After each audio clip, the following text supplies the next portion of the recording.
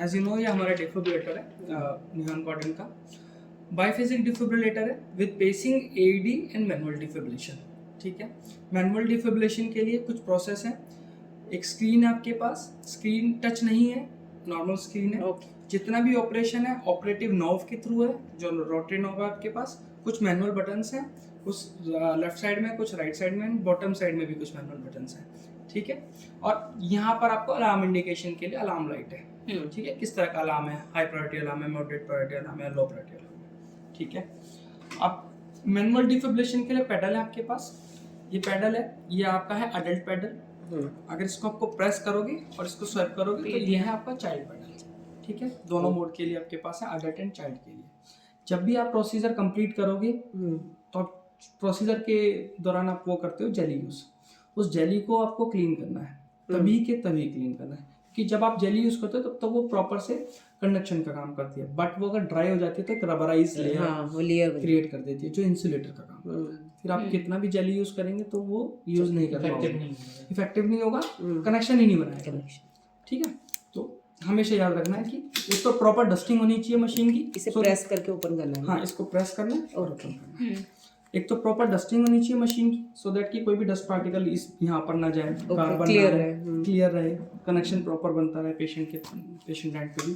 ठीक है, और ये हाउसिंग है मशीन की, डिफिब की। इधर ये स्ट्रक्चर यहाँ।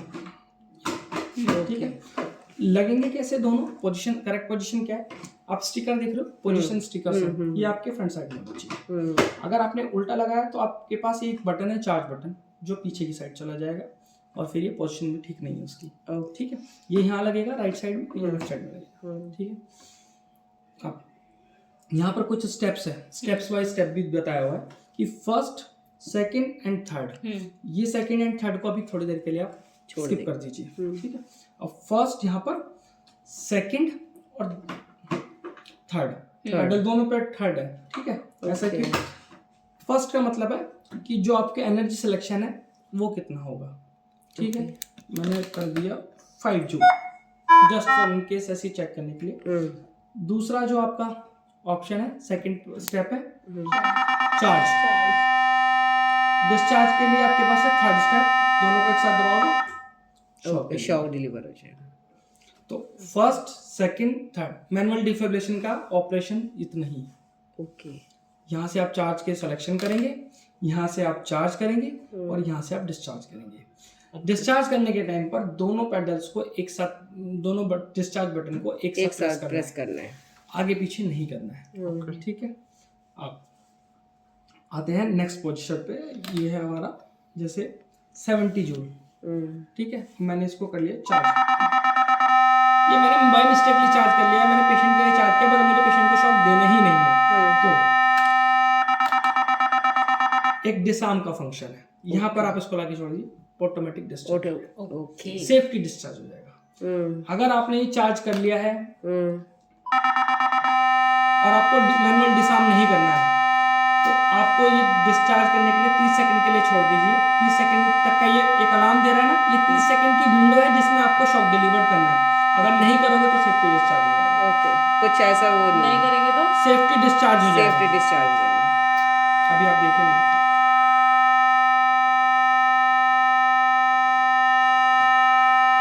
भाई अलार्म करता रहेगा, अलार्म ये एक कॉन्टिन्यूअस बीप देगा आपको कि चार्ज है मशीन, डिस्चार्ज कीजिए, और दोनों इंडिकेटर भी चलते रहेंगे आपके डिस्चार्ज के।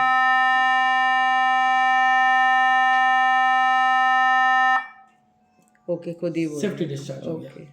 ठीक है, जो आपने 70 जूल किया था वो 5 जूल 7 जूल जो भी किया था वो डिस्चार्ज हो गया। तो ये है ऑटोमेटिक। तो इससे एक चीज का आपको पता चल गया है कि जब भी आप पेशेंट को शॉक देने जाएंगे तो जो भी प्रोसीजर करना है, पेशेंट का अलाइनमेंट, सराउंडिंग क्लियर करनी है, पेशेंट किसी भी मैनिफोल्ड के आसपास, गैस मैनिफोल्ड के पास नहीं होना चाहिए, ऑल क्लियर होना चाहिए, you clear, I clear and all clear, वो सब कुछ क्लियर, पहले सब कुछ होना है, उसके बाद चार्ज बटन दबाना है। कई बार क्या होता है कि हम चार्ज बटन रेडी करके रखते हैं कि हम शॉक दे देंगे, चार्ज दबा लिया, उसके बाद हम कर रहे हैं जेली लगा रहे हैं, पेशेंट का प्रोसीजर ठीक कर रहे हैं, सब कुछ ठीक करते हैं, उतने में 30 सेकंड हो गया, सेफ्टी डिस्चार्ज हो गया। पहले जेली, उसके बाद सभी काम पहले करना है, चार्ज बाद में करना है, बिफोर शॉक सब कुछ करना। हाँ, चार्ज एकदम आप दबाइए, शॉक डिलीवर्ड होगा। चार्ज होने में कितना टाइम लगा? मैक्सिमम 200 जूल पे भी 4 सेकंड के अंदर चार्ज कर देता है। ये इसका एक बहुत बड़ा पॉजिटिव फीडबैक है कि चार्जिंग में बहुत कम टाइम, बहुत कम टाइम। ओके 4 सेकंड के अंदर ही आपको चार्ज करके दे देगा फुल। ठीक है, तो वो 30 सेकंड वाली जो विंडो है ना, फिर आपके लिए वो क्राइटेरिया रहता नहीं है। तो आपने सब कुछ रेडी करके रखा, चार्ज किया, डिस्चार्ज कर दिया। ठीक है, तो ये तो हो गया हमारा। मैं जाऊँ? एक मिनट आ रही। करो आप कंटिन्यू। ये हो गया मैनुअल डिफिब्रिलेशन आपका। ठीक है मैम, डिसार्म आपको मैंने बता ही दिया है। ठीक है, डिसार्म मैंने बता दिया। AED Adult mode. Use disposable pads. ये डिस्चार्ज हो जाएगा। नहीं, AED। अच्छा AED। Adult mode. Okay Use disposable pads. आपको किसी को पता है AED में क्या होता है? क्या है AED? कुछ आइडिया हो बेसिक? अडल्ट मोड मतलब बोल रहा है कि अडल्ट के लिए? नहीं, मैं AED पूछ रहा हूँ सर। AED क्या है? ऑटोमेटेड एक्सटर्नल डिफैब करेक्ट, होता है। Automatic external defibrillator. ठीक है, AED इसको बोलते हैं।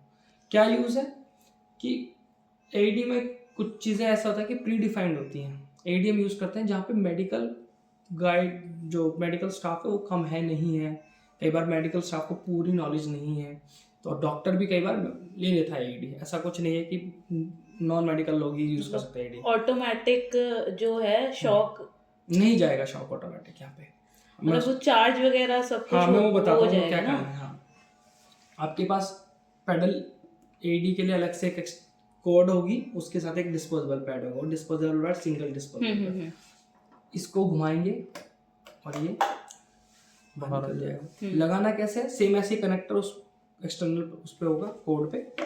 उसको बस आपको फिक्स करना है और लॉक करना, प्रेस करना है बस, तो लॉक हो जाएगा।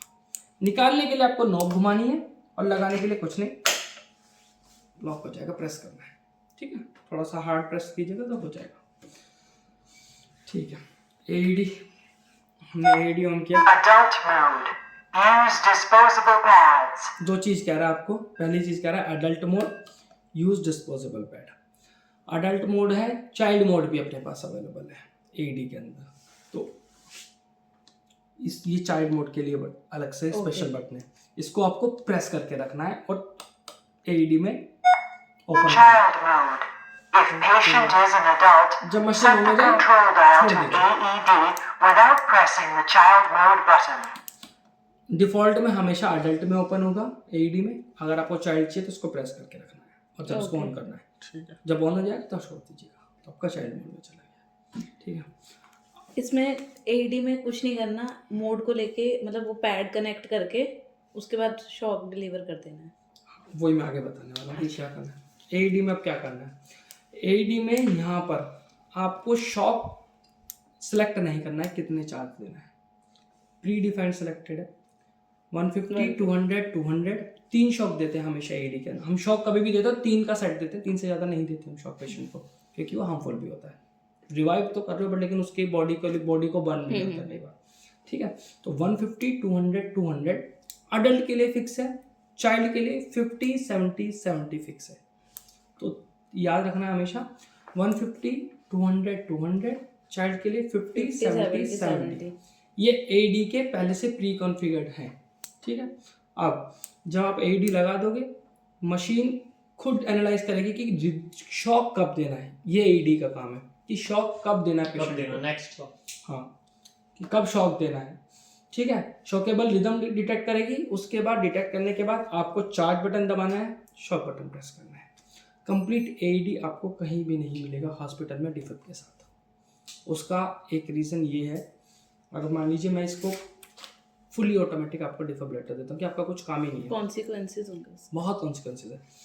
आप पेशेंट को कोई मेडिसिन दे रहे हैं, कोई भी IV में आप इंजेक्शन लगा रहे हैं, कुछ भी लगा रहे हैं, पेशेंट से आप टच हो, उस सिनेरियो में आपने डाला हुआ है इसको, उसने चार्ज किया, डिस्चार्ज कर दिया शॉकेबल रिदम आती, तो आपकी लाइफ को भी थ्रेट रहेगा ना। तो कंप्लीट AED कभी भी नहीं दे सकते। कंप्लीट AED आपको कहाँ मिलेंगे? आप हॉस्पिटल से अलग, जैसे कहीं पे जहाँ पे नॉन मेडिकल स्टाफ ज़्यादा रहता है, जैसे नीचे आपका वेटिंग एरिया है, वहाँ लगा दिया एक छोटा सा AED, कंप्लीट AED जिसको मैं बता रहा हूँ। वहाँ भी आजकल अभी क्या होता है कि शॉक बटन का वहाँ पर ऑप्शन है, नहीं तो स्टेशंस हो गए, बस स्टैंड्स हो गए, आजकल सब जगह लगने लग गया ना एडी का बहुत सारा वो है, क्योंकि हार्ट अटैक आजकल बहुत नॉर्मल एक वो हो गया डिजीज़। तो उस कंडीशन में आप एडी वैसे यूज़ करते हैं। यहाँ पर प्रॉपर कंप्लीट एडी नहीं मिलेगा आपको, ये एक तरह का सेमी एडी है। तो यहाँ पर शॉकेबल रिदम डिटेक्ट करेगा, चार्ज वो पहले से रहेगा। चार्ज कैसे रहेगा, पहले तो आप डायरेक्ट कभी भी एडी नहीं देते हो, डिफेब कभी नहीं देते हो, आप पहले सीपीआर करते हो। तो पहले सीपीआर करोगे, सीपीआर करने के बाद शॉक दोगे, पहला शॉक देगा 150, फिर सीपीआर करोगे। अगर शॉकेबल रिदम होगी तो शॉकेबल रिदम दिखाएगा, नहीं होगी तो नहीं, सीपीआर से रिकवर होगे तो सीपीआर पे आ गए, नहीं तो 200 का दूसरा शॉक, फिर जब भी नहीं हुआ तो फिर तीसरा शॉक 200 का। तो ऐसे शॉक देता है। ये ऑटोमेटिक चार्ज नहीं करता है, मतलब हमें देना पड़ता है। चार्ज आपको करना पड़ेगा, शॉक एंड शॉक भी आपको ही देना पड़ेगा, बट शॉकेबल रिदम होगी या नहीं होगी वो डिसाइड मशीन करेगी। एक सेकेंड, मतलब एडी में आपने अभी बोला ना कि 150 का वो पूरा सेट है, हमें कुछ नहीं करना। मैंने ये बोला है कि प्री डिफाइंड 150 200 हाँ। 200 तीन एक सेट है, तीन का पूरा एक सेट है, तीन ही शॉक देते हो आप पेशेंट को, चाहे मैनुअल डिफिब्रिलेशन से दो चाहे एईडी से दो, बट चार्ज और डिस्चार्ज आपको ही करना है, आपको चार्जिंग सेलेक्ट नहीं करनी है। ओके, मतलब पहला दे दिया तो दूसरे के लिए हमें ये चार्ज और फिर ये शॉक ये करना है, दूसरे के लिए दूसरे फिर के दूसरा लिए दे दिया इफ नीड है तो तीसरे के लिए हमें चार्ज करना है और शॉक डिस्चार्ज करना है। ओके, ठीक है। शॉकेबल रिदम डिटेक्ट करेगा ये। अब जो मैनुअल डिफिब्रिलेशन में कहता है डॉक्टर ईसीजी देखकर तब पता लगाता है कि बताते शॉक हैं, हाँ। कि हमें अब देना है शॉक, ठीक है, बट यहाँ पर वो काम नहीं करना है आपको। ये दो खुद ही एनालिसिस कर लेगा, खुद ही। Correct correct. अभी जब आप एईडी पैड यूज करते हो ना, अभी जो आपके निहॉन कॉटन के एईडी पैड्स हैं वो स्पेशल स्मार्ट पैड्स हैं, उसमें क्या होता है जब आपने पेशेंट को लगा दिया और सीपीआर के टाइम पर आप देखना ईसीजी कभी भी नॉर्मल नहीं आती है, क्योंकि कंप्रेशन कंटिन्यूस चलता रहता है। तो आप देखोगे जिगजैग ही रहेगा, बहुत अजीब सी ईसीजी मिलेगी आपको, ईसीजी नहीं मिलेगी। बट अगर आपने निहॉन कॉटन के पैड यूज़ कर रहे हो मशीन के साथ, तो जो सीपीआर की कंडीशन में भी ईसीजी आपको प्रॉपर देगा। कुछ डिमेरिट भी है इसका? डिमेरिट कैसे मैं बताइए? पूछ रही हूँ आपसे, मतलब एडवांटेज हैं बट कुछ है डिसएडवांटेज। किस डिसएडवांटेज चीज़ का? जो हमें AED पता का? होना चाहिए, मतलब किस कुछ भी जो ये डिफैब है नहीं, ऐसा डिफिब में ऐसा होता भी कुछ नहीं है मैम, आपको एडवांस ही मिलेगा, कोई भी डिसएडवांटेजेस नहीं मिलेंगे। कैसे होगा डिसएडवांटेजेस, आप कैसे कह सकते हो कि किसी में कंपैरेबल ज्यादा चीजें होंगी तो उसमें कम होगी, वो उसको फिर आप डिसएडवांटेज कहोगे कि हाँ, इसमें मतलब ज्यादा मेरा है। यही थोड़ा सा था। नहीं, पूरा स्मार्ट है। इसमें दो बेनिफिट हो गए, एक तो ये एनालाइज कर रहा है खुद ही, है ना, और एक हम जब सीपीआर कर रहे हैं तो रिदम मतलब करेक्ट दे रहा है, ये जैसी होगी वैसी। एडी भी है जो एनालाइज प्रॉपर तो नॉलेज एडी नहीं में है। सभी करते हैं, जो एनालाइज का जो शॉकेबल रिदम का वो है ना, वो सभी का काम होता है। बट यहाँ पर डॉक्टर कभी कभी कहते हैं ना, हाँ दे वो मैनुअल डिफिब्रिलेशन में कहते हैं, एईडी में नहीं कहते। एडी में नहीं कहते। ठीक। एईडी का मतलब ही वहाँ पर वो है कि Automatic। ऑटोमेटिक हाँ। एक्सटर्नल। डिसएडवांटेजेस तभी होंगे जब आप कंपैरेबल में जाओगे, बट लेकिन कंपैरेबल में भी कुछ डिसएडवांटेजेस नहीं है। आपकी नीड है, मेरे को चाहिए ये चीज़, मतलब मेरे को 4 चीज़ चाहिए और आपके पास चारों ही चारों है, पर तीसरा पर्सन आके कहता है मेरे को चाहिए 5 चीज़, तो उसके लिए डिसएडवांटेज हो गया। आपकी सारी जितने भी नीड है फुलफिल कर रहा है तो डिसएडवांटेज है, आपको एक्स्ट्रा ही मिल रहा है, कम नहीं मिल रहा है। जब आप एईडी में मैं बात कर रहा हूँ ना, जो स्मार्ट पैड की बात कर रहा हूँ, कि आपके सीपीआर के टाइम पर भी शॉकेबल मतलब जो आपकी रिदम है उसका एनालाइज करेगा। जब आप कन्वेंशनल एईडी यूज़ करते हो तो क्या करते हो, आप सीपीआर देते हो, 1 से 2 सेकंड का टाइम देते हो ताकि मशीन एनालाइज करे कि रिदम शॉकेबल है या नहीं है, फिर आप शॉक चार्ज करके डिस्चार्ज करते हो। बट यहाँ पर क्या होगा, जब आप सीपीआर कर रहे हो तभी ही वो एनालाइज कर लेगा बैकग्राउंड में। आपको जो 1 से 2 सेकंड का टाइम एनालाइज करने के लिए अलग से दे रहे हो, यहाँ पर देने की जरूरत नहीं है। अगर आप यहाँ पर सीधा आपको वो एकदम जैसे आप सीपीआर से हटोगे तो आपको बताएगा शॉकेबल रिदम है या नहीं है, आपको चार्ज करना है, डिस्चार्ज कर देना है। तो वो जो यहाँ आपको पता है जब पेशेंट इस कंडीशन में होता है तो 1-1 सेकंड आपको डिफर हाँ, बहुत वो रखता है इंपॉर्टेंस। तो यहाँ पर वो बच जाता है। सर उसको मत लगाना, अभी ना चार्ज करूँगा तो फिर वो प्रिंट देता रहेगा, अभी हटा रखा है, वो भी बताता हूँ मैं, ठीक है। एईडी हो गया आपका, कंप्लीट हो गया एईडी में ऐसे ही है, चाइल्ड का बता दिया और एडल्ट का बता दिया। जो पैड आप एडल्ट में यूज़ करो वही चाइल्ड में यूज़ करोगे, सेम, बस चाइल्ड में पोजीशनिंग चेंज हो जाती है, बच्चा छोटा रहता है। अडल्ट में क्या होता है, एपेक्स और स्टर्नम, चाइल्ड में एक फ्रंट साइड पे, एक बैक साइड पे, हाँ, तो वैसे हो जाता है। तो दोनों उस पर प्रिंटेड भी होगा, आप लेकर आओगे तो मैं दिखाता हूँ। नहीं, अभी इसमें आया भी था। हाँ, इसमें भी आएगा, उसमें भी प्रिंटेड होता है। Okay. कौन सा पैड कहाँ लगाना है वो भी प्रिंट होता है, कलर्ड होते हैं, एक ऑरेंज होता है, एक ब्लू होता है। ठीक है, ये हो गया AED आपका। अब आते हैं मॉनिटर पे। मशीन में मॉनिटर फंक्शनैलिटी है, ये आपका मॉनिटर फंक्शनैलिटी है। इसमें कुछ नहीं है, आप लीड सेलेक्ट कर सकते हो। जैसे अभी पैडल से ECG लेगा तो आप इसको लीड पे कर लीजिए। फर्स्ट लीड आगे, सेकंड आगे, थर्ड आगे, ALX पैडल। ठीक है, ऐसे लीड आप चेंज कर सकते हो।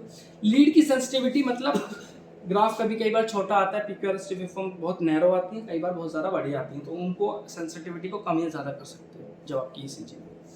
इवेंट आप मार्क कर सकते हो और फ्रीज कर सकते हो। फ्रीज का भी ऑप्शन है कि पर्टिकुलर टाइम पे ECG फ्रीज कर दी और आपने फोटो लेके डॉक्टर को भेजा कि यहाँ पे मुझे कुछ अरिथमिया लग रहा है, आप देख लीजिए एक बार। ठीक है, और उसी ECG को आपको प्रिंट लेना, प्रिंट प्रेस कीजिए, प्रिंट आता रहेगा, जितना आपको प्रिंट चाहिए उतना लेके स्टॉप कर दीजिए यहीं से। ठीक है, ECG को प्रिंट करने के लिए यहाँ पर है, रिकॉर्डर के लिए ये है। कोई भी अलार्म आता है तो उसको एक्नॉलेज करने के लिए अलार्म आता है।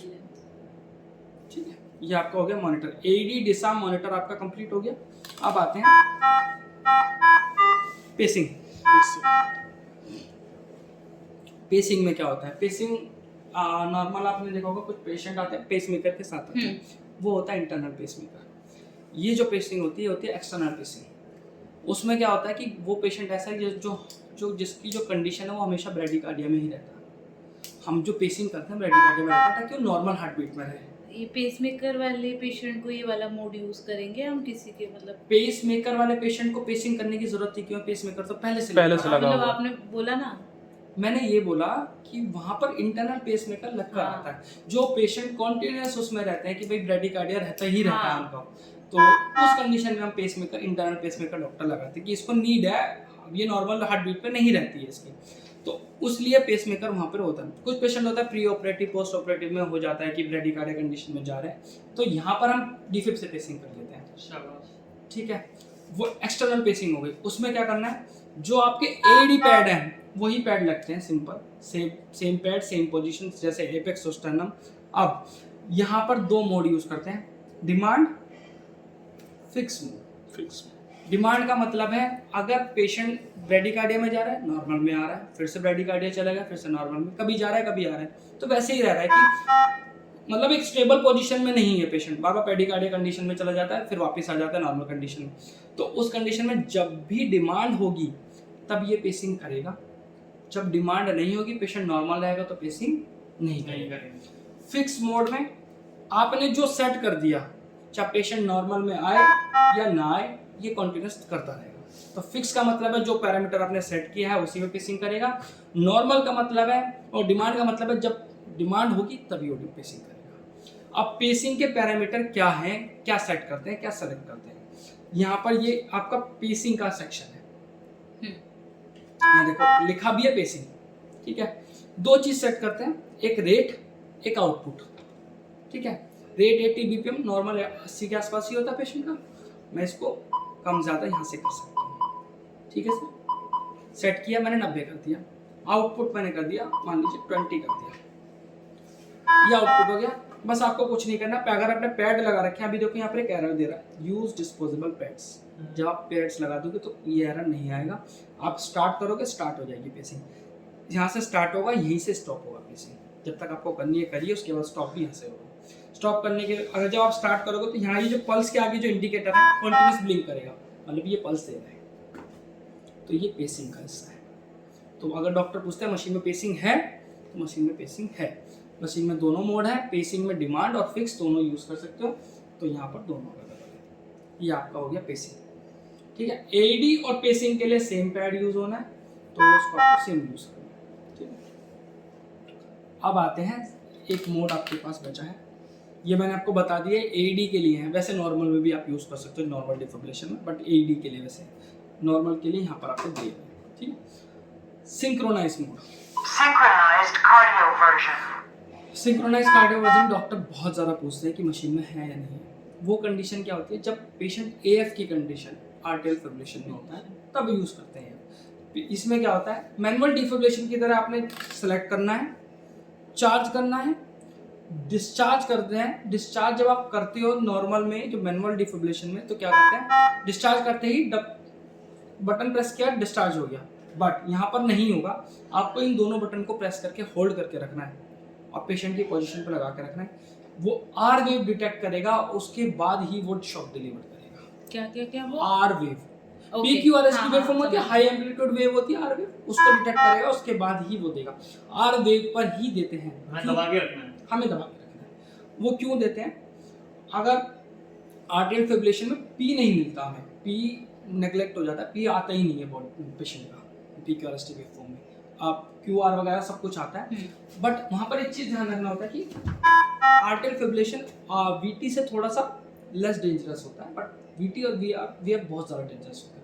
अगर आपने ST में गलती से आर्टियल फिब्रिलेशन में ST पॉइंट पे आपने डिफिब्रिलेटर शॉक दे दिया, तो वो VT कंडीशन में चला जाएगा पेशेंट, फिर उसके लिए और ज़्यादा डेंजरस हो जाएगा। तो उस चीज़ को प्रिसाइजली आर पे देने के लिए, ताकि वो रिवाइव कर सके, तब हम इसको शॉक यूज़ करते हैं सिंक्रोनाइज कार्डियो से। फिर अपने आप ही आर वेव को करेक्ट, जब आर वेव आएगी ना, यहाँ पर एक लाइन सी बनकर आएगी हाँ। प्रॉपर, तो ये शॉक डिलीवर शॉक डिलीवर। बस आपको होल्ड करना है। और ऐसा भी नहीं है कि बहुत देर में आती है, बहुत फटाफट आती है, बट आपको उस प्रिसाइज मूवमेंट पे कैसे शॉक देना है, वो उसके लिए सिंक्रोनाइज बना है। जैसे वो ECG लगी होगी, ECG से डिटेक्ट करता रहेगा, ECG लगी होगी और आप वेव जैसे डिटेक्ट करेगा तो वो शॉक डिलीवर हो जाएगा। हमको प्रेस करके और होल्ड करके रखना है। मैम ऐसे आता है फटाफट, बट आप उसमें ना सेलेक्ट, मैंने बोला ना ST पे अगर चला गया ना शॉक, तो दिक्कत हो जाएगी पेशेंट को, VT में चला जाएगा। तो उसी चीज़ को बचने के लिए ये करते हैं आर वेव पे सिंक्रोनाइज कार्डियोवर्जन। तो यह है सिंक्रोनाइज कार्डियोवर्जन। बेसिक चेक आपको पता है, कर रहे हो आप बेसिक चेक। बेसिक चेक के लिए कुछ नहीं करना, यहाँ पे क्लिक करना। हिस्ट्री, पुराने चेक जो देख रहे हैं वो हिस्ट्री में पुराने चेक देख सकते जल्दी हैं। आ गई। ठीक है, बैक में करके अब स्टार्ट करते हैं। स्टार्ट करने के लिए पहला जो चेक है SD कार्ड का, SD कार्ड को स्किप करना है हमेशा में। ठीक है, अब सर इसको दबा दीजिए।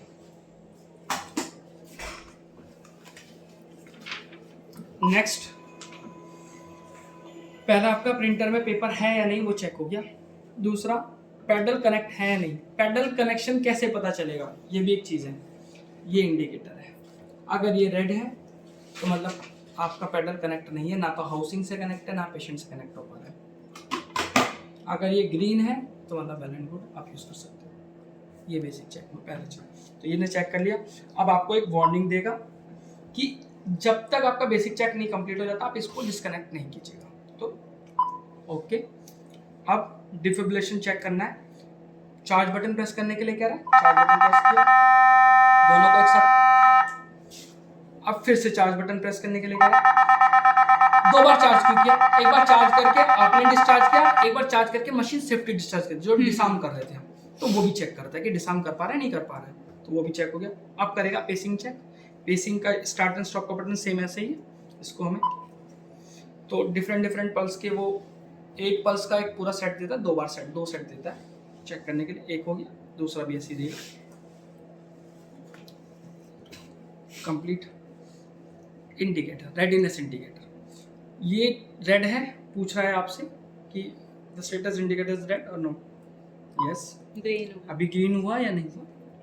Yes, Testing voice instructions. Voice command आ रही है मशीन से, आ रही है। Testing voice instructions. Red alarm आ रहा है, येलो अलार्म आ रहा है, ब्लू अलार्म आ रहा है। बाकी सब जो चीज़ नहीं है उसमें मशीन में नहीं। रिकॉर्डर चेक करेगा, पेपर प्रिंट देके छोटा सा। कंप्लीट हो गया चेक आपका। ठीक है, जो रिजल्ट है उसको प्रिंट करना, ये आपका रिजल्ट है, यही आपका बेसिक चेक है। अब ये रेडीनेस इंडिकेटर है। ठीक है, इससे क्या पता चल रहा है कि मशीन आपकी वर्किंग में है या नहीं है। अगर आपने मशीन लेके गए पेशेंट के पास, आपने मशीन ऑन करी, तो आपको उसको देख के पता चल जाएगा कि मशीन ठीक है या नहीं। अगर ये रेड है तो मशीन में कुछ प्रॉब्लम है। वर्किंग है। मिनिमम 24 घंटे में एक बार आपको जरूर करना है ये टेस्ट। हम 3 बार करते हैं each। हाँ, मुझे पता चला यहाँ पे कि आप हर शिफ्ट में करते हो, अच्छी बात है मैम, वो आपके लिए बेनिफिट है जितनी बार आप कर रहे हो। बट इससे आपको एश्योरिटी रहेगी ना। मान लीजिए पिछली वाली शिफ्ट में मशीन में कुछ प्रॉब्लम आई, आपने वो चेक नहीं करा, आपने वो सुबह का चेक किया, अब आप पेशेंट के आपको यूज़ पड़ा, आपकी शिफ्ट में पेशेंट को यूज़ पड़ा, तो आप बोलोगे सर पीछे वाली शिफ्ट वालों ने दिया था, हमें तो पता नहीं है या नहीं। अगर आपने चेक किया होगा तो बोलोगे ना मैंने तो चेक करके लिया है, ठीक चल रहा था मेरे सामने, मैंने तो ठीक लिया था मेरे पास। तो ये उसके लिए रेडीनेस इंडिकेटर, जब अगर ये ग्रीन है तो ठीक है, अगर ये रेड है तो प्रॉब्लम। ठीक है, ये डिफेक्ट था। अगर आपको कुछ पूछना है तो पूछ सकते हो। Thank you.